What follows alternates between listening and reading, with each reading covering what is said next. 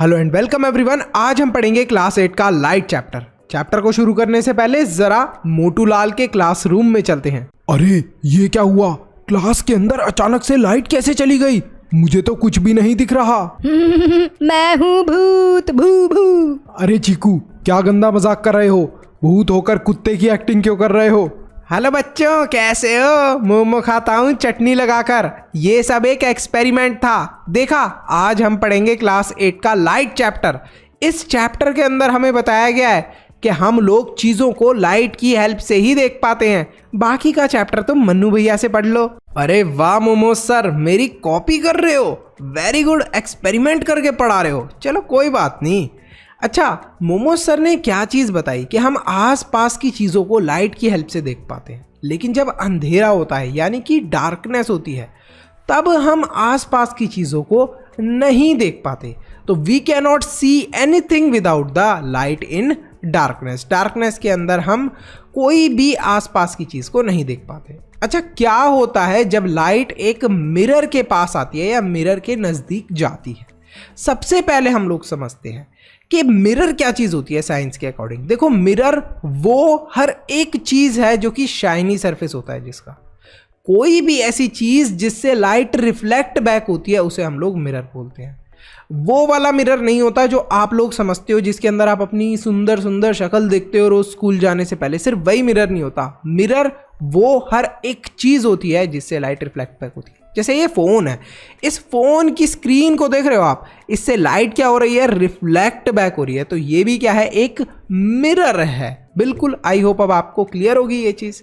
तो क्या होता है जब लाइट मिरर के नज़दीक जाती है? देखो, लाइट एक फॉर्म ऑफ एनर्जी है जिसकी वजह से हम चीज़ों को देख पाते हैं। लाइट को हम लोग रेडिएशन भी बोलते हैं। लाइट को या तो इमिट करो आप, या फिर रिलीज करो लाइट को, या रिफ्लेक्ट करो, या फिर एब्जॉर्ब करो। तो ये तीन ही चीज़ें होती है लाइट के साथ। लेकिन जब मिरर के नज़दीक लेकर जाते हैं ना, तो मिरर लाइट को क्या कर देते हैं? रिफ्लेक्ट। जैसे यहाँ पर देखो, मैंने एक टॉर्च को ऑन करा, मिरर के पास लेकर गया। जब मैं मिरर के पास लेकर गया ना, तो वहाँ से आप देखो रिफ्लेक्ट हो गई ये लाइट। क्या हो गई? लाइट रिफ्लेक्ट हो गई। तो मिरर क्या करता है? लाइट की डायरेक्शन को चेंज कर देता है, या फिर हम लोग बोले कि रिफ्लेक्ट कर देता है लाइट को। वीडियो में आगे जाने से पहले आप सबको एक इंपॉर्टेंट इंफॉर्मेशन देनी है। बहुत सारे बच्चों ने मुझे कमेंट और ईमेल करा कि सर, जो हमने मेंबरशिप परचेज करी थी और हमें नोट्स और सैम्पल पेपर मिले थे वो एग्ज़ाम में बहुत हेल्पफुल थे। इसी वजह से प्लीज़ आप मेंबरशिप प्राइस इंक्रीज मत करो। तो आप सबके लिए गुड न्यूज़ है कि मेंबरशिप का प्राइस इंक्रीज नहीं होने वाला, 299 ही रहने वाला है। इसके साथ साथ एक और एक्साइटिंग न्यूज़ है। इस कॉस्ट को और भी अफोर्डेबल बनाने के लिए पहले 1000 बच्चों को मिलने वाला है 70% डिस्काउंट। तो फटाफट अभी मेंबर बन जाओ। एसएसटी के, इंग्लिश के, साइंस के नोट्स और सैंपल पेपर आपको मिलेंगे जो कि एग्जाम में आपके फुल मार्क्स लाने में हेल्प करने वाले हैं। अब हम लोग देखते हैं लॉज ऑफ रिफ्लेक्शन के बारे में, कि आखिर चीज़ें रिफ्लेक्ट कैसे करती हैं। अरे भैया, लेकिन रिफ्लेक्शन को थोड़ा और अच्छे से समझा दो। रिफ्लेक्शन का मतलब बहुत ही आसान है। हमने क्या करा? हमने एक लाइट को मिरर के पास लेकर गए। जैसे ही हम लाइट को मिरर के पास लेकर गए, मिरर की तरफ पॉइंट करा उस लाइट को, तो वो लाइट क्या होगी? मिरर के अंदर से रिफ्लेक्ट हो जाएगी। तो इसे ही बोलेंगे हम लोग reflection. When light strikes a surface and bounces back, it is called as reflection. तो यहाँ पर ये देखो, लाइट आई और यहाँ से रिफ्लेक्ट हो गई, इसी को बोलते हैं हम लोग रिफ्लेक्शन। लेकिन ये incident ray, reflected ray, normal, ये सब क्या लिखा है? सब चीज़ समझते हैं हम लोग डिटेल में। सबसे पहले हमने एक लेज़र लाइट ली और इसी के साथ सारा एक्सपेरिमेंट हम करेंगे। और एक छोटा सा मिरर लिया। लेज़र लाइट को मैंने मिरर की तरफ पॉइंट करा, मिरर की तरफ दिखाया। तो क्या हुआ? जब हम इस लेज़र लाइट को मिरर की तरफ भेज रहे हैं, तो वो जो लाइट मिरर की तरफ जा रही है उसे बोलेंगे हम इंसिडेंट रे। कौन सी रे? इंसिडेंट रे, याद रखना है। नेक्स्ट, जब हम लोग इस मिरर से एक लाइट निकलती हुई देखेंगे, रिफ्लेक्ट होती हुई देखेंगे, तो उस वाली लाइट को हम लोग बोल देंगे रिफ्लेक्टेड रे। समझ में आया आपको? जब हमने लेजर लाइट से लाइट को मिरर की तरफ भेजा है तो उसे बोला है इंसिडेंट रे। जब वो मिरर से रिफ्लेक्ट हुई है तो उसे क्या बोल दिया है, रिफ्लेक्टेड रे। अब इन दोनों लाइट्स के बीच में एक इमेजिनरी लाइन ड्रॉ कर देंगे और इसे बोलेंगे हम लोग नॉर्मल। क्या करा हमने, एक इमेजिनरी लाइन ड्रॉ कर दी और उसको क्या बोला, नॉर्मल। किस किस के बीच में, इंसिडेंट रे और रिफ्लेक्टेड रे के। अब ध्यान देना, जो इंसिडेंट रे और नॉर्मल है इसके बीच में एक एंगल बनेगा, उसे बोल देंगे एंगल ऑफ इंसिडेंस। देखो यहां पर एक हमने एंगल बनाया, किसकी साइड, इंसिडेंट रे की साइड और नॉर्मल वाली लाइन से, उसको बोल दिया एंगल ऑफ इंसिडेंस। और यहां पर एक एंगल बनाया हमने रिफ्लेक्शन वाली रे से नॉर्मल वाली लाइन तक, इसको बोल दिया angle of reflection. I hope बिल्कुल अब आपको ये चीज क्लियर होगी। अब हम लोग देखते हैं एंगल ऑफ इंसिडेंस के बारे में और एंगल ऑफ रिफ्लेक्शन के बारे में बिल्कुल क्लियरली। तो यहां पर जो इंसिडेंट रे है, जब भी हम लोग किसी भी लाइट को मिरर की तरफ भेजेंगे तो उसे इंसिडेंट रे बोलेंगे, और जब वो मिरर से रिफ्लेक्ट हो जाएगी तो उसे रिफ्रैक्टेड रे बोलेंगे। तो हर एक इंसिडेंट रे के लिए एक रिफ्लेक्टेड रे जरूर होती है। अब हम देखते हैं first law of reflection. Angle of incidence and angle of reflection हमेशा एक दूसरे के इक्वल ही होंगे। अब इसको आसान भाषा से समझते हैं। अगर एंगल ऑफ इंसिडेंस 45 डिग्री का है तो एंगल ऑफ रिफ्लेक्शन भी 45 डिग्री का ही होगा। सेकेंड लॉ ऑफ रिफ्लेक्शन देखते हैं। देखो सेकेंड लॉ ऑफ रिफ्लेक्शन का मतलब क्या है, इंसिडेंट रे, रिफ्लेक्टेड रे और नॉर्मल, ये तीनों एक ही प्लेन के अंदर लाई करेंगे। सर इसका मतलब क्या है, ये तो बड़ा कंफ्यूजिंग लग रहा है। देखो बहुत ही सिंपल है, ये एक मिरर है, इस मिरर के इस तरफ से एक लाइट हमने भेजी, उसको बोल दिया, क्या बोल दिया, इंसिडेंट रे। जब ये मिरर के नज़दीक आई तो यहाँ से रिफ्लेक्ट हो गई तो इसको बोल दिया रिफ्लेक्टेड रे। बीच में एक इमेजिनरी लाइन बनाई, इसको बोला नॉर्मल। तो ये सारी चीज़ें मिरर के आगे हो रही है तो इसको बोलेंगे हम लोग के सेम प्लेन पे, मतलब मिरर के आगे ही ये तीनों चीज़ें लाई करती हैं। क्या सर मिरर के पीछे भी हो सकती हैं ये तीनों चीज़ें? हो सकती हैं, लेकिन एक बहुत ही डिफरेंट केस के अंदर। वो चीज़ आप सीखोगे क्लास 10th के अंदर, बट अभी के लिए आपको ये सीखना है सेकंड लॉ ऑफ रिफ्लेक्शन के अकॉर्डिंग कि इंसिडेंट रे, रिफ्लेक्टेड रे और नॉर्मल एक ही प्लेन के अंदर लाई करते हैं। टाइप्स ऑफ रिफ्लेक्शन, देखो रिफ्लेक्शन भी दो टाइप की होती हैं, एक होती है रेगुलर रिफ्लेक्शन और दूसरी होती है इर्रेगुलर रिफ्लेक्शन। देखो रेगुलर रिफ्लेक्शन के अंदर क्या होता है, जो प्लेन मिरर होता है ना, या फिर बहुत ही ज़्यादा स्मूथ और पॉलिश सरफेस है, वहाँ पर अगर आप इंसिडेंट रे को भेजते हो फिर वो रिफ्लेक्ट होती है, तो बहुत ही अच्छे तरीके से वो रिफ्लेक्ट होती है। ध्यान देना, तो यहाँ पर ये जो आप देख रहे हो डायग्राम के through, it is a regular reflection. Reflection from a smooth surface like that of a mirror is called regular reflection. Example क्या है, स्मूथ या फिर पॉलिश सरफेस। ठीक है, नेक्स्ट है इर्रेगुलर रिफ्लेक्शन, मतलब कि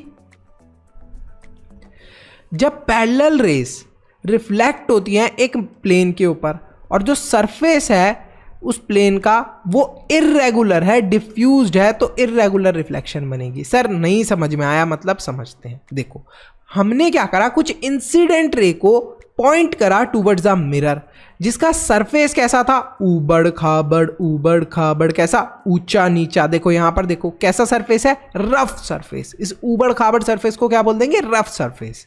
जैसे ही हमने इंसिडेंट रेज को इसकी तरफ भेजा, इनको रिफ्लेक्ट हो जाना चाहिए, तो होती है रिफ्लेक्ट। तो कोई इंसिडेंट रे रिफ्लेक्ट हो जाएगी इस तरफ, कोई रिफ्लेक्ट हो जाएगी इस तरफ, कोई रिफ्लेक्ट हो जाएगी ऊपर को, कोई रिफ्लेक्ट हो जाएगी इधर को। आ रही है बात समझ में? और प्लेन मिरर में क्या हो रहा है, जो इंसिडेंट रे है वो सीधे सीधे रिफ्लेक्ट हो रही है। इजी है, हमने आसानी से समझ लिया। तो रेगुलर रिफ्लेक्शंस के अंदर क्या होता है, जो मिरर का सरफेस है वो स्मूथ होता है, और जो हमारा इर्रेगुलर रिफ्लेक्शंस होती हैं उसमें मिरर का सरफेस कैसा होता है, इर्रेगुलर या फिर रफ होता है। अब बात करते हैं characteristics of a image formed by a plane mirror. Plane mirror कैसी इमेजेस बनाता है? तो यहां पर आपके सामने मैं ले आया हूं एक प्लेन मिरर और उसके आगे रख दी है मैंने एक कैंडल। तो ये जो कैंडल है एक तरीके का ऑब्जेक्ट है। अगर प्लेन मिरर के आगे मैं कैंडल की जगह किसी और चीज को रख दूं तब भी वही बात है, मैं खड़ा हो जाऊं तब भी वही बात है। लेकिन ध्यान देना कि ये जो कैंडल है इसका साइज या फिर इसकी हाइट अगर हम लोग देखें मिरर के अंदर कैसी फॉर्म हो रही है, सेम एज ऑब्जेक्ट, मतलब जैसी बाहर कैंडल हमारी है वैसी ही इसकी इमेज भी उतनी ही हाइट की फॉर्म हो रही है, तो सेम हाइट की इमेज हमारी फॉर्म होगी। Distance between the image and the mirror and the object and the mirror is always equal. हमेशा मिरर के बीच में और हमारे ये जो ऑब्जेक्ट है यानी कि जो हमारी कैंडल है, इन दोनों के बीच में डिस्टेंस सेम होगा, और यहाँ पर ये जो हमारी कैंडल की इमेज फॉर्म हो रही है इसमें भी सेम ही डिस्टेंस होगा। इमेज जो है वो सीधी है, इरेक्ट है, मतलब सीधी इमेज फॉर्म हो रही है। क्या उल्टी इमेज फॉर्म हो रही है? नहीं, सीधी फॉर्म हो रही है, तो इसको बोलते हैं इरेक्ट या फिर अपराइट। क्या बोलते हैं? इरेक्ट या फिर अपराइट। आप लोग कौन सा वर्ड यूज करोगे? इरेक्ट वर्ड यूज करना है, क्योंकि अब आप बड़ी क्लास में आ गए हो। जो इमेज प्लेन मिरर फॉर्म करता है वो होती है लेटरली इन्वर्टेड। अब लेटरली इन्वर्टेड का मतलब अभी देखते हैं। और जो इमेज फॉर्म होती है वो कैसी होती है? वर्चुअल। वर्चुअल इमेज फॉर्म होती है, ध्यान रखना है आपको। Virtual is generally fake image, नकली इमेज, ठीक है। आई होप ये चीज अब आपको क्लियर होगी। नेक्स्ट, अब हम देखते हैं कि लिटरली इन्वर्टेड का मतलब क्या होता है। तो लिटरली इन्वर्टेड को हम लिटरल इन्वर्जन भी बोलते हैं। देखो, जब भी आप किसी मिरर के आगे खड़े होगे और अगर आप अपना कौन सा हैंड रेज करते हो? लेफ्ट हैंड रेज करते हो, तो मिरर में क्या दिखेगा कि आप अपना सीधा हाथ उठा रहे हो। इसी चीज को हम लोग बोलते हैं लेफ्ट राइट इन्वर्जन या फिर लिटरल इन्वर्जन। क्लियर है? आप क्या करोगे? अगर आप लेफ्ट अपना हाथ उठाओगे मिरर के आगे तो सीधा हाथ दिखेगा, मतलब उल्टा आपका दिखेगी जो भी चीज आप करोगे। तो when an image is formed in the mirror, the left side of the object appears at the right side of the image, और इसी चीज को हम लोग बोलते हैं लिटरल इन्वर्जन। अच्छा, ऑब्जेक्ट्स की बात भी करते हैं। कुछ ऑब्जेक्ट्स ल्यूमिनस होते हैं, कुछ ऑब्जेक्ट्स इल्यूमिनेटेड होते हैं। अब इल्यूमिनेटेड वो वाले ऑब्जेक्ट होते हैं जो खुद की लाइट नहीं बनाते। क्या इंसान खुद की लाइट बनाते हैं? बिल्कुल नहीं। क्या मून खुद की लाइट बनाता है? बताओ फटाफट कमेंट सेक्शन के अंदर, देखते हैं कितने बच्चों को पता है इस सवाल का जवाब। क्या मून खुद की लाइट बनाता है? जल्दी से कमेंट करो। अरे क्यों नहीं कर रहे हो कमेंट? जल्दी करो, ठीक है। तो कोई भी ऐसी चीज जो खुद की लाइट नहीं बनाती उसे हम लोग बोलते हैं illuminated object. Object that do not produce their light on their own but reflect the light that fall upon them are called illuminated object. Next, बात करते हैं ल्यूमिनस ऑब्जेक्ट की। वो ऑब्जेक्ट जो खुद की लाइट बनाते हैं। बिल्कुल सही सुना आपने, वो सारे ऑब्जेक्ट जो खुद की लाइट बनाते हैं, जैसे कि ट्यूबलाइट, बल्ब, सन, स्टार्स, ये सारी चीजें खुद की लाइट बनाती हैं, इसीलिए हम इन्हें क्या बोलते हैं? Luminous object. दो टाइप के ऑब्जेक्ट होते हैं, इल्यूमिनेटेड और ल्यूमिनस। इल्यूमिनेटेड खुद की लाइट नहीं बनाते, ल्यूमिनस ऑब्जेक्ट जिनके पास खुद की लाइट होती है, जो खुद लाइट को प्रोड्यूस करते हैं। अब रिफ्लेक्टेड लाइट को हम लोग दोबारा से रिफ्लेक्ट भी कर सकते हैं। कैसे कर सकते हैं? अगर हम मिरर्स को कुछ इस तरीके से लगाएं कि बार बार रिफ्लेक्ट होती रहे जो लाइट है, तो वो हम लोग बोल देंगे कि reflected light can be reflected again. इस चीज को हम लोग मल्टीपल रिफ्लेक्शन भी बोलते हैं साइंस की लैंग्वेज में। कैसे करना है? आपको मिरर्स को कुछ इस तरीके से अरेंज करना है कि बार बार इमेज फॉर्म हो। तो यहां पर आप देख सकते हो कि जो पेरिस्कोप होता है इसके अंदर हमने कुछ ऐसे ही मिरर्स को अरेंज करा होता है। यहां पर एक मिरर है, इसके आगे हम ऐसे मिरर को सेट करते हैं कि जो ऊपर वाला मिरर है उसकी इमेज यहां पर दिखे, तो जो नीचे पर्सन ये देख रहा है इसको आराम से ये ट्री दिख जाएगा। देख रहे हो आप? तो इसको बोलते हैं हम लोग पेरिस्कोप। Next, kaleidoscope. इसके अंदर क्या करते हैं हम लोग? 3 मिरर्स को लगा देते हैं या कुछ ज़्यादा मिरर्स को लगा देते हैं और बीच में कुछ बॉल्स डाल देते हैं, तो वो बॉल्स से बहुत ही सुंदर पैटर्न बन जाता है। अच्छा, कभी आप बार्बर की शॉप पे गए हो, आपने बोला भैया ज़रा ये दिखा दो कि मेरे पीछे से आपने बाल कैसे काटे हैं। बार्बर कैसे दिखाता है? एक और मिरर ले लेता है और आपके सर के पीछे ऐसे इस मिरर को दिखाता है। तो देखो यहाँ पर आपका एक मिरर था और यहाँ पर बार्बर के पास दूसरा मिरर था। तो इस चीज़ से हमारी ये बात प्रूव हो जाती है कि हम लोग मल्टीपल रिफ्लेक्शन कर सकते हैं, रिफ्लेक्टेड लाइट को दोबारा से रिफ्लेक्ट कर सकते हैं। आई होप अब ये चीज़ क्लियर होगी। पेरिस्कोप क्या होता है? देखो, पेरिस्कोप को इस्तेमाल कहाँ पर किया जाता है? तो पेरिस्कोप को हम लोग वहाँ के लिए इस्तेमाल करते हैं जहाँ पर हम ऑब्जेक्ट्स को नहीं देख सकते। जनरली पेरिस्कोप सबमरीन्स के अंदर यूज़ होता है, टैंक्स के अंदर। जो आर्मी के टैंक देखे ना आपने, बड़े बड़े, जिसके अंदर से गोली बंदूक चलाते हैं, उसके अंदर कोई विंडो वगैरह तो होती नहीं, खिड़की नहीं होती, तो उसके अंदर पेरिस्कोप के यूज़ से ही आगे दुश्मन को देख पाते हैं। बंकर्स के अंदर पेरिस्कोप का इस्तेमाल होता है। अब बात करते हैं सनलाइट की। सनलाइट की क्या बात करनी है? आप में से बहुत सारे बच्चों को सनलाइट देखने में येलो लगती होगी। अगर मैं आपको बोलूं कि सनलाइट वाइट होती है, मानोगे मेरी बात? बट एक्चुअली में जो सनलाइट का कलर होता है वो वाइट कलर होता है। अरे भैया कैसी बात कर रहे हो, सनलाइट तो हमेशा येलो कलर की ही होती है। ऐसा तुम लोगों को अभी तक लगता होगा, बट असलियत ये है कि सनलाइट वाइट लाइट की बनी हुई होती है। अब ये जो वाइट लाइट है ना, इसके अंदर 7 कलर्स छुपे हुए होते हैं। अरे सूरज तो बड़े राज दबाया हुआ है, बिल्कुल सही बात है। 7 कलर्स होते हैं, और वो 7 कलर्स कौन से होते हैं? Red, orange, yellow, green, blue, indigo, violet. इनको याद कैसे करें? बहुत ही आसान है।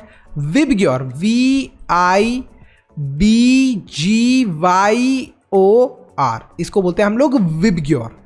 तो ये एक्चुअली में है भी सही बात या फिर नहीं है? एक्सपेरिमेंट के थ्रू देख लेते हैं। देखो, ये जो अरेंजमेंट है ना, विबग्योर जो मैं आपको बोल रहा हूँ, VIBGYOR, इसी वे में इन्हीं ये जो 7 कलर्स है ये अरेंज्ड होते हैं। मतलब रेड पहले है, फिर ऑरेंज नीचे, फिर येलो, फिर ग्रीन, फिर ब्लू, फिर इंडिगो, फिर वॉयलेट, इस तरीके से। अच्छा, ये आप कैसे कर सकते हो एक्सपेरिमेंट? मेरी इस बात पे कैसे बिलीव कर सकते हो? तो यहाँ पर हमने सन की वाइट लाइट को लिया, इस वाइट लाइट को हमने एक प्रिज्म से पास करा। जब प्रिज्म से पास करा तो देखो इससे विबग्योर के कलर्स निकलने लगे। कौन कौन से विबग्योर के कलर थे? Violet, indigo, blue, green, yellow, orange, red. देखो एक सीक्वेंस में निकले हैं, और ये एक्चुअली में एक्सपेरिमेंट की पिक्चर है, उसमें भी सीक्वेंस में निकले हैं। तो अब ये चीज़ आपको बिल्कुल क्लियर हो गई होगी। तो ये जितने भी कलर्स हैं ये मिक्स होते हैं और क्या बना देते हैं? वाइट कलर की लाइट बना देते हैं। और वाइट लाइट कौन कौन से कलर कंसिस्ट करती है अब आपको पता है? Violet, indigo, blue, green, yellow, orange, red. जब ये लाइट स्प्लिट होती है, मतलब कि हमने वाइट लाइट को स्प्लिट करा और उससे ऐसे 7 कलर्स देखने की कोशिश करी, तो इस वाली चीज को हम लोग बोलते हैं डिस्पर्जन ऑफ लाइट। क्या बोलते हैं? Dispersion of light. जब हमने एक एक्सपेरिमेंट करा जिसके अंदर हमने वाइट लाइट से 7 कलर्स निकाल लिए, उस चीज को बोलेंगे डिस्पर्जन ऑफ लाइट। अच्छा, डिस्पर्जन ऑफ लाइट का क्या क्या एग्जाम्पल है और कहां पर असलियत में ये चीज होती है? देखो, अगर हम लोग सनलाइट की बात करें तो सूरज की रोशनी हर जगह अवेलेबल है, लेकिन क्या आपने नोटिस करा है कि जनरली रेनबो कब फॉर्म होता है? रेनबो फॉर्म होता है जब बारिश हो रही होती है या बारिश की थोड़ी देर के बाद। ऐसा क्यों होता है? क्योंकि जो बारिश की बूंदें होती है ना, उसके अंदर से सन की वाइट लाइट आती है, और जब ये वाइट लाइट आती है तो जैसे ये प्रिज्म इन 7 कलर्स को स्प्लिट कर रहा था, ऐसे ही जो रेन ड्रॉप होती है 7 कलर्स को अलग अलग स्प्लिट कर देती है, और क्या बन जाता है? हमारा सुंदर सा रेनबो फॉर्म हो जाता है ना? बड़ा सिंपल सा। तो passing of sunlight through a prism, देखो आप कैसे प्रिज्म के थ्रू हो रहा है। अच्छा, ये डिस्पर्जन ऑफ लाइट और किस किस चीज़ के थ्रू होता है? सोप बबल्स के थ्रू होता है। हमारी जो सीडी होती है ना, इस टाइप की सीडी जो होती है, उसके अंदर भी होता है ये एक्सपेरिमेंट। और एक छोटा सा एक्सपेरिमेंट मैं आपको भी दिखा देता हूं कि जो वाइट लाइट है वो 7 कलर्स कंसिस्ट करती है या फिर नहीं। सर, क्या व्हाइट लाइट के अंदर भी 7 कलर होते हैं? व्हाइट लाइट के अंदर 7 कलर्स होते हैं, वो होते हैं विबग्योर वाले कलर्स। अब इसके लिए हम लोग एक बहुत ही सिंपल सा एक्सपेरिमेंट करने वाले हैं, वो है ये एक्सपेरिमेंट। यहां पर आप देख सकते हो, दिस इज न्यूटन्स डिस्क। इसके अंदर 7 कलर्स हैं। अब मैं आपको मैजिक दिखाने वाला हूं।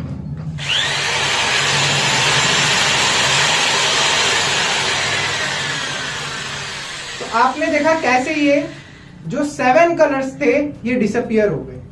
अब ये डिसअपियर क्यों हुए? क्योंकि white light consist 7 colour, VIBGYOR जिसे बोलते हैं हम लोग, और ये हमारा न्यूटन्स डिस्क वाला एक्सपेरिमेंट होता है कंप्लीट।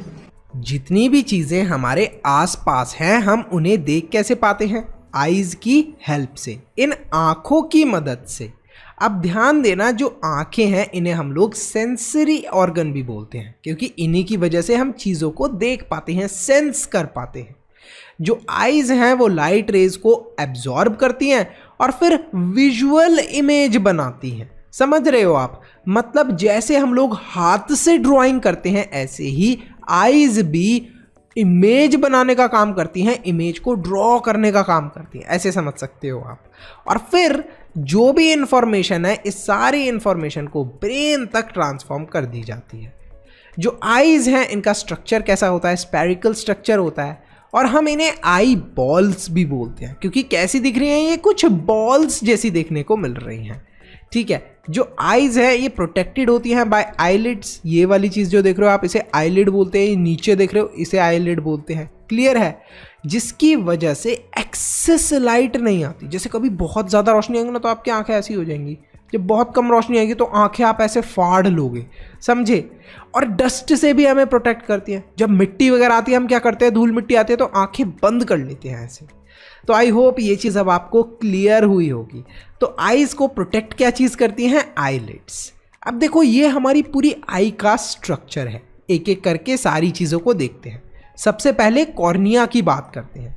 हमारी आईज के अंदर जो ये कॉर्निया वाला पार्ट है ना, ये सबसे बाहर वाला पार्ट होता है, ट्रांसपेरेंट पार्ट होता है, और यहीं से टीयर्स वगैरह भी आते हैं। मतलब जो आपको आंसू आते हैं ना, वो कहाँ से प्रोड्यूस होते हैं, कहाँ से जनरेट होते हैं? कॉर्निया वाले पार्ट्स। फिर आते हैं लेंस। अब लेंस होता है हमारी आंखों के अंदर कुछ इस तरीके का। अब इसको एक्चुअली में पूरा नाम क्या है इसका? Crystalline lens. ये जो आप बीच में देख रहे हो ना, ये लेंस है। अच्छा, ये जो लेंस है ना, ये किस चीज़ का बना होता है? Fibrous jelly like material, jelly जैसा होता है ये। ठीक है, लेंस की वजह से फोकस मिलता है और रियल और इन्वर्टेड इमेज का फॉर्मेशन होता है रेटिना पे। रेटिना क्या है? देखो, लेंस से डायरेक्टली लाइट आई हमारी आंखों के अंदर, और रेटिना यहाँ पर हमारी जो भी इमेजेस हैं वो फॉर्म होती हैं। ऐसे ही बोलते हैं हम लोग रेटिना। अच्छा, रेटिना के अंदर हमारी जो भी इमेज है वो फॉर्म हो जाएगी। जो लेंस है ये कौन सा होता है? कॉन्वेक्स लेंस होता है, जो कि लाइट को कन्वर्ज करता है। कन्वर्ज मतलब कि जो भी लाइट ऐसे आ रही है, बहुत सारी ऐसे 4 रेज आ रही हैं, जैसे ही आंखों के अंदर आएंगी ये एक बन जाएगी, बिल्कुल छोटी सी बन जाएगी। तो इसको बोलते हैं हम लोग कन्वर्जिंग। ठीक है, नेक्स्ट आइरिस क्या होता है? एक डार्क मस्कुलर डायफ्राम होता है, जो कि हमारी आंखों को कंट्रोल करता है, size of the people control करता है। ध्यान दो, आइरिस क्या है? आइरिस क्या काम कर रहा है? आइरिस क्या कर रहा है? हमारी आईज के साइज को कंट्रोल करने का काम कर रहा है, जैसे छोटा या फिर बड़ा। लेकिन आईलिड्स अलग है, जो आइरिस है वो अंदर है ब्लैक कलर का, ये हेल्प करता है कंट्रोल करने में हमारी आईज का साइज। प्यूपिल क्या है? विंडो है हमारी आंखों की। मतलब प्यूपिल की वजह से ही आईज के अंदर लाइट पहुंच पाती है और इमेज का फॉर्मेशन हो पाता है। अब कितनी लाइट आएगी आंखों के अंदर, इस चीज को कंट्रोल करती है प्यूपिल। इसके बाद रेटिना की बात करते हैं। यहीं पर इमेज फॉर्म हो रही थी। ये मेन वाली चीज रेटिना ही है, जो आपको अच्छे से डिटेल में समझनी है। देखो, जो रेटिना होती है ना, इसके अंदर बहुत सारे लाइट सेंसिटिव सेल्स होते हैं। सेल्स पता है ना आपको, सबसे ज़्यादा छोटी छोटी यूनिट्स जो हमारी बॉडी को बनाती है वो सेल्स होते हैं। तो यहाँ पर लाइट सेंसिटिव सेल होते हैं, मतलब कि लाइट को डिटेक्ट करने वाले सेल्स होते हैं। कुछ ऐसे सेल्स होते हैं जो कि ब्लैक एंड वाइट चीज़ों को डिटेक्ट करते हैं, तो उन्हें हम लोग बोलते हैं रॉड शेप्ड सेल्स। कैसी शेप के सेल? रॉड जैसी शेप के सेल्स। फिर आते हैं कोन शेप्ड सेल्स। कोन शेप्ड सेल्स क्या करते हैं? ये ब्राइट लाइट या फिर कलर्स को सेंस करते हैं। क्या करते हैं? ब्राइट लाइट या फिर कलर को सेंस करते हैं। तो जो भी कलरफुल चीज़ है वो किसकी हेल्प से दिखती है? कोन शेप्ड सेल्स की हेल्प से। रॉड शेप्ड सेल्स की हेल्प से क्या दिखती हैं? ब्लैक एंड वाइट चीज़ें। और ये कहाँ पर होते हैं सेल्स प्रेजेंट? रेटिना के पास प्रेजेंट होती हैं ये सेल्स प्रेजेंट। अब बात करते हैं ब्लाइंड स्पॉट की। हमारी आंख के अंदर एक ऐसी भी जगह होती है जहां पर इमेज का फॉर्मेशन नहीं होता। There is a point in the eye located at the junction of the retina and the optic nerve where no sensory cells are present। तो यहाँ पर कोई भी सेल्स प्रेजेंट नहीं होते, इस वजह से यहाँ पर कोई भी इमेज का फॉर्मेशन नहीं होता। तो हमारी आंखों के पास एक ऐसी जगह होती है जहाँ पर किसी भी इमेज का फॉर्मेशन नहीं होता, उसे बोलते हैं ब्लाइंड स्पॉट। अब बात करते हैं persistence of image on the retina. Retina के ऊपर इमेज जो है वो कैसे फॉर्म होती है। जो भी इमेज फॉर्म होती है रेटिना के ऊपर वो 1/16 सेकेंड तक रहती है। तो आप एक तरीके से बोल सकते हैं कि 1/16 सेकेंड तक वो इमेज हमारे रेटिना के अंदर स्टोर्ड रहती है। अगर कोई भी पर्सन 16 स्टिल इमेजेस को मूव करने की कोशिश करता है हमारी आंखों के आगे, तो वो कैसी दिखती है, हमें एक मूवी की तरह दिखती है या फिर एक मूविंग ऑब्जेक्ट हमें नजर आता है। तो मतलब आपने फटाफट 16 इमेजेस को फटाफट चलाया तो वो कैसी दिखेगी, एक मूवी की तरह दिखेगी या फिर मूविंग ऑब्जेक्ट दिखेगा। इन 16 इमेजेस वाली चीज की हेल्प से ही पुराने जमाने के अंदर जो ब्लैक एंड वाइट मूवीज होती थी वो बनाई जाती थी। क्या करते थे, फटाफट फोटो खींचते रहते थे लोग, फिर इन फोटोज को एक साथ लगा के फटाफट चला दिया करते थे। तो ऐसा नजर आता था कि क्या है कि ये इमेजेस मूव कर रही हैं। अब बात करते हैं एक ऐसे पर्सन की जिसकी नॉर्मल आइज हैं। तो नॉर्मल आइज अगर किसी पर्सन की हैं तो वो 25 सेंटीमीटर तक के डिस्टेंस की चीज़ों को काफ़ी कंफर्टेबली पढ़ सकता है। लेकिन जो ये डिस्टेंस है ये देखते ही देखते उम्र के साथ डिक्रीज होता जाता है। जैसे अगर आपके दादा दादी होंगे तो उनकी आंखें वीक हो जाती हैं, वो 25 सेंटीमीटर के डिस्टेंस की चीज़ों को नहीं पढ़ पाएंगे, उनकी आंखें खराब हो जाएंगी। तो कुछ लोगों को क्या हो जाती है, एक ऐसी बीमारी हो जाती है जिसकी वजह से वो दूर की चीज़ों को क्लियरली देख पाते हैं लेकिन नज़दीक की चीज़ें मतलब कि नियर बाय की चीज़ों को क्लियरली नहीं देख पाते। उस बीमारी को हम लोग बोलते हैं फार साइटेडनेस या फिर हाइपरोपिया। अच्छा भैया, अब मैं समझ गया। अगर हमें दूर की चीजें क्लियरली दिख रही हैं और पास की चीजें क्लियरली नहीं दिख रही तो हमें कौन सी बीमारी हुई है आंखों की, फार साइटेडनेस या फिर हाइपरोपिया। कुछ लोगों को एक और टाइप की बीमारी हो जाती है, उन्हें आसपास की चीजें तो क्लियरली दिखती हैं लेकिन दूर की चीजें क्लियरली नहीं दिखती। तो उस बीमारी को क्या बोलेंगे, नियर साइटेडनेस या फिर मायोपिया।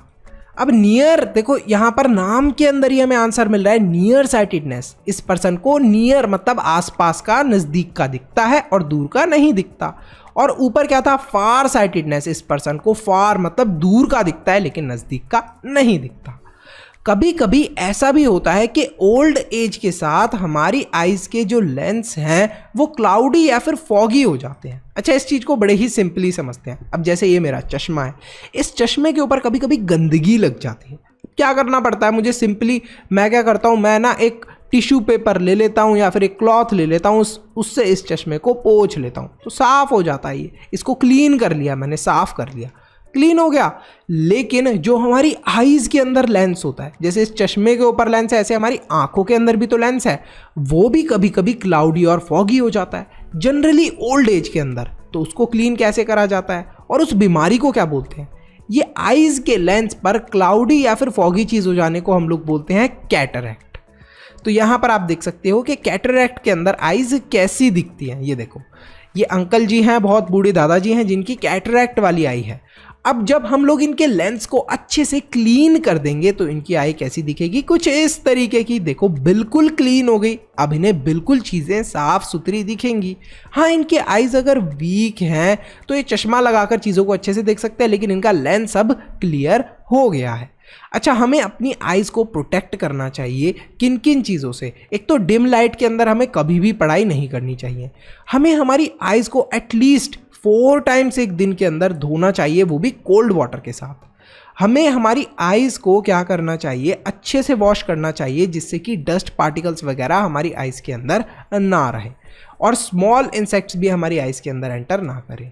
हमें आई स्पेशलिस्ट मतलब कि एक आंखों वाले डॉक्टर के पास रेगुलरली जाना चाहिए। वहाँ पर डॉक्टर से अपनी आंखों का चेकअप कराना चाहिए जिससे कि डॉक्टर ये बता सके कि हमें कोई आइज़ की बीमारी तो नहीं है। हमें हमारी आइज़ मतलब कि हम किसी भी चीज़ को देख रहे हैं तो हमारी आइज़ के ऊपर स्ट्रेस नहीं डालना चाहिए, उससे भी काफ़ी ज़्यादा प्रॉब्लम हो जाती है। वाइल रीडिंग, जब भी हम लोग किसी चीज़ को रीड कर रहे हैं तो ऐसा नहीं करना चाहिए बिल्कुल नज़दीक लिया है, पढ़ रहे हैं हम तो मम्मी पढ़ रहे हैं देखो कितना नज़दीक लिया है, ऐसे नहीं। इसको 25 सेंटीमीटर लगभग इतनी दूरी पे रखना है, तब आपको रीड करना है। बिल्कुल नज़दीक नहीं करना, बहुत ज़्यादा दूर नहीं करना, इतनी दूरी पे रखना है, लगभग 25 सेंटीमीटर की दूरी पे रखना है। हमें हमारी आइज़ को रब नहीं करना चाहिए, ऐसे नहीं करना चाहिए, यूं यूं। जब तुम रोके करते हो ना रब, उससे हमारी आइज़ के अंदर रेडनेस हो जाती है और आंखें खराब होने का चांस रहता है। डायरेक्ट सनलाइट को कभी भी नहीं देखना। पता है सन की जो रेज होती है ना बहुत हार्मफुल होती है, हमारी आइज को डैमेज कर सकती हैं, इसलिए डायरेक्टली कभी भी सनलाइट को नहीं देखना चाहिए। अगर ज़्यादा लाइट आपकी सनलाइट आ गई ना आपकी आंखों के अंदर, तो आपकी आंखों के रेटिना को डैमेज कर देगी। अच्छा, आंखों को और अच्छा रखने का क्या तरीका है? विटामिन ए वाली चीज़ें खाओ, जैसे कि raw carrot, broccoli, green vegetables, cod liver oil, ये सारी चीज़ें खाओगे जिसके अंदर विटामिन ए होता है, आपकी आंखें कभी भी खराब नहीं होंगी, हमेशा अच्छी रहेंगी। अब बात करते हैं नाइट ब्लाइंडनेस की। हाँ भैया, मेरे एक स्कूल के दोस्त को नाइट ब्लाइंडनेस है, उसको अंधेरे के अंदर कुछ भी नहीं दिखता। बिल्कुल सही कहा तुमने। जो नाइट ब्लाइंडनेस है वो एक ऐसी बीमारी होती है जिसके अंदर हमें अंधेरे में नहीं दिखता, या फिर डिम लाइट, मतलब बहुत ही कम रोशनी है तब हमें नहीं दिखता। अच्छा, नाइट ब्लाइंडनेस क्यों होती है? जब हमारी बॉडी के अंदर विटामिन ए की कमी होती है तब हमें नाइट ब्लाइंडनेस की बीमारी हो जाती है। इसी वजह से आपके मम्मी पापा बोलते हैं बेटा गाजर खा लो, आंखें मजबूत रहेंगी, ब्रोकली खाओ, ग्रीन वेजिटेबल्स खाओ, हरी सब्जियां खाओ, आंखें खराब नहीं होंगी। अब देखो, नॉर्मल पर्सन का जो विजन है उसको कैसी चीज़ें दिखेंगी, और अगर किसी को नाइट ब्लाइंडनेस है, अंधेरे में नहीं दिखता, उसको कैसी चीज़ें दिखेंगी। देखो, इसको बेचारे को तो कुछ दिख ही नहीं रहा। कुछ लोग ऐसे भी होते हैं जिन्हें बर्थ से चीज़ें दिखती ही नहीं, उन्हें हम ब्लाइंड बोलते हैं। कुछ लोगों की आइज खराब भी हो जाती हैं आफ्टर बीइंग बॉर्न। मान लो कोई पैदा हुआ, उसकी आंखें अच्छी खासी थी, एक एक्सीडेंट के अंदर उसकी आंखें बिल्कुल खराब हो गई, या फिर पैदा होने के बाद उसको कोई बीमारी हो गई जिससे उसकी आंखें खराब हो गई। तो ऐसे आपने बहुत सारे लोगों को देखा भी होगा स्ट्रीट के ऊपर जिन्हें दिखता नहीं है, तो इन्हें हम लोग बोलते हैं visually challenged. Sir visually challenge क्यों बोलते हैं? क्योंकि इन्हें आंखों से दिखता नहीं है, विजुअली इन्हें चीज़ें नहीं दिखती, तो हम इन्हें बोलते हैं विजुअली चैलेंज्ड पर्सन। तो ये चीज़ों को आइडेंटिफाई कैसे करते हैं? उनको टच करके या फिर सुन के। अच्छा, जो विजुअली चैलेंज्ड पर्सन होते हैं ना, इनके लिए ही ब्राइल सिस्टम बनाया है। सर ब्राइल सिस्टम क्या होता है? देखो, जो लोग देख नहीं सकते उन्हें कैसे पता चलेगा कि नोट कितने रुपए का है? तो कैसे पता चलता है? आप कभी भी देखना, जैसे 2000 रुपीज़ का नोट होगा या 500 रुपीज़ का नोट होगा, उसके पास में ये लाइन्स होंगी।